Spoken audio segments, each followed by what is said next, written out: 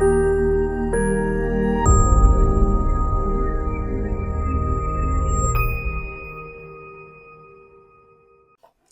नमः दोस्तों, मेरा नाम है सोनाली और मेरे इस चैनल में जिसका नाम है वक्रतुंड बाय सोनाली, इसमें आपका बहुत-बहुत स्वागत है।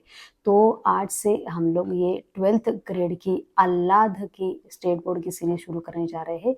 इसमें हम लोग सारे चैप्टर का एक्सप्लेनेशन, सारे एक्सरसाइज हम लोग देखने वाले हैं। तो आज के इस पहले वीडियो में हम लोग देखने वाले हैं प्रथम मंडल का सुगम संस्कृतम। यहाँ पे उन्होंने व्यावहारिक सूचना, हाँ, ये पहला वाला पार्ट दिया है और इसमें हम लोग एक सारे ये चिन्ह जो है ये हम लोग देखने वाले हैं। जैसे पाठशाला अग्रे, इसका मतलब होता है, बहुत बार हम लोगों को इंग्लिश में याद रहता है लेकिन संस्कृत में याद नहीं रहता है, लेकिन आपको इसको संस्कृत में लिखना होता है। आपको पिक्चर दिया हुआ रहता है, उसको आपको संस्कृत में उसका नाम लिखना होता है। ये आपको पहला ही क्वेश्चन यही आता है आपके एग्जाम में। तो पाठशाला अग्रे यानी स्कूल अहेड, यहाँ पर मैं लिख रही हूँ। गतिरोधकः अग्रे, गतिरोधकः यानी स्पीड ब्रेकर, तो यहाँ पे आ जाएगा ये स्पीड ब्रेकर अहेड। एक दिशया गंतव्यम, एक दिशया गंतव्यम यानी वन वे। प्रवेशः निषिद्धः, प्रवेशः निषिद्धः यानी नो एंट्री। संकुचित मार्गः अग्रे, संकुचित मार्गः अग्रे नैरो रोड अहेड।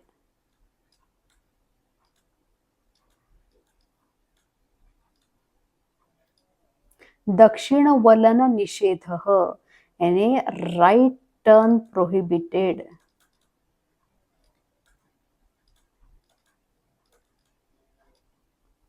दक्षिण वलनम अग्रे, राइट हैंड टर्न अहेड।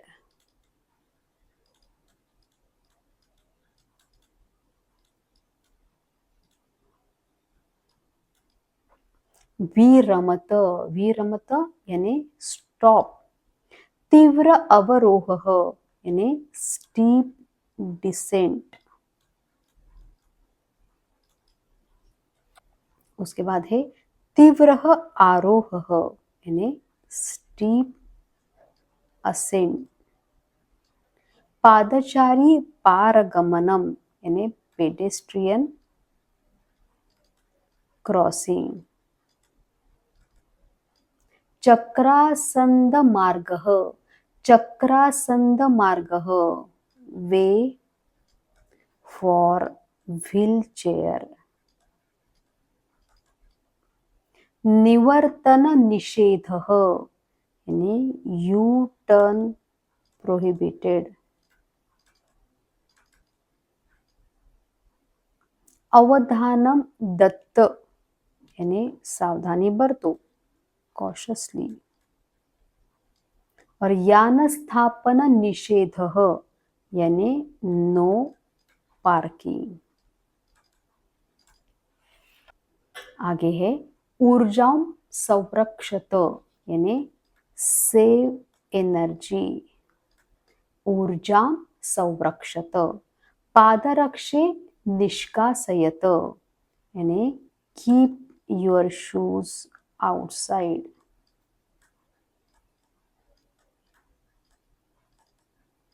खाद्यपेय निषेधः, डू नॉट ईट और ड्रिंक। चलभाष निषेधः यानी मोबाइल बैन। धूम्रपान निषेधः यानी नो स्मोकिंग।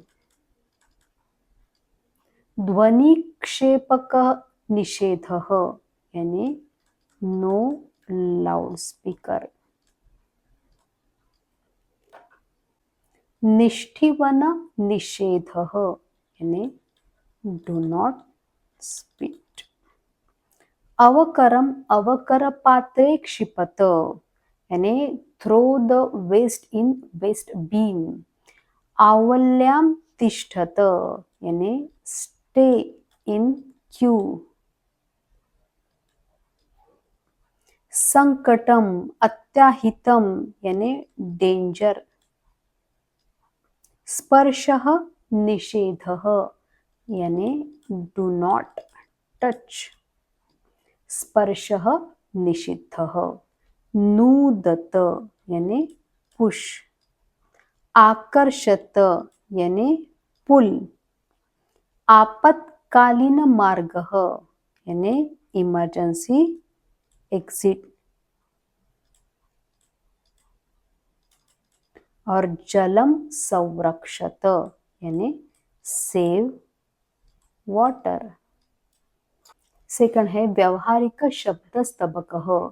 तो यहाँ पे प्रथम स्तबक हमें सारे वाद्यों के नाम दिए हुए हैं, इंग्लिश में भी दिए हुए हैं और संस्कृत में भी दिए हुए हैं। आपको संस्कृत में लिखने होते हैं, इंग्लिश आपके अंडरस्टैंडिंग के लिए दिए गए हैं, लेकिन आपको एग्जाम में संस्कृत में ही लिखने होते हैं।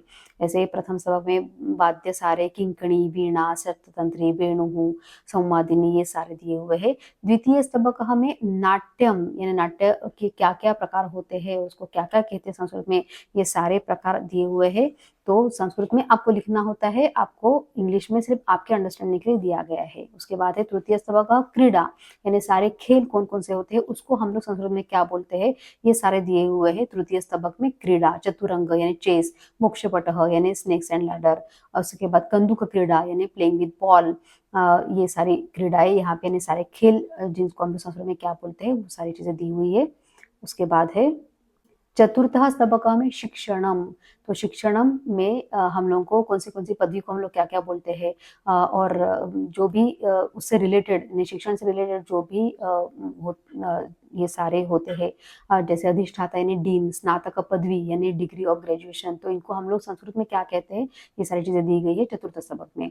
उसके बाद पंचम स्तबक हमें कला के विषय में बताया गया है, जैसे इंद्रजालम मतलब मैजिक। उसके बाद हस्तलाघव यानी जगलरी, सुपकर्म यानी कुकिंग, तो उसको हम लोग संस्कृत में क्या बोलते हैं, ये सारी चीजें दी हुई है। तो व्यावहारिक शब्द स्तबक हमें ये सारी चीजें आपको दी है, ये आपको एग्जाम में आता है, पहले क्वेश्चन में आपको ये आता है और आपको संस्कृत में लिखना होता है। इंग्लिश में आप अपने अंडरस्टैंडिंग के लिए याद रख सकते हैं, लेकिन आपको लिखना होता है इसको संस्कृत में। तो मुझे आशा है कि आज का वीडियो आपको अच्छा लगा होगा और इससे आपको काफी मदद भी होगी। तो मिलते हैं नेक्स्ट वीडियो में, तब तक के लिए पुनर्मिलामः।